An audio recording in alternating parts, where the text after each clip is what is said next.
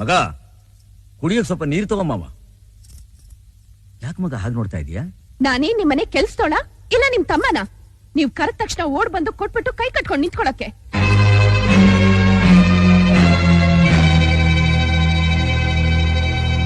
ನಾನು ಕೋಟ್ಯಾಧೀಶ್ವರ ಪುಟ್ಟೇಗೌಡ್ರೊಬ್ಳೆ ಮಗಳು.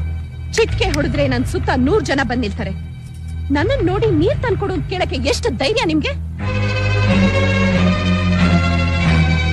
ವಯಸ್ಸಾದ್ರೂ ಸಾಲದು, ಯಾರ ಹತ್ರ ಹೇಗ್ ಮಾತಾಡ್ಬೇಕು ಅನ್ನೋ ವಿವೇಕನೂ ಇರ್ಬೇಕು. Mind it.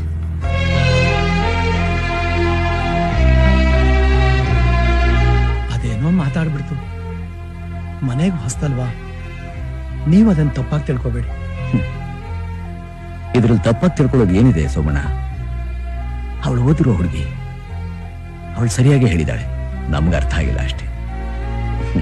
ಅಣ್ಣಯ್ಯ,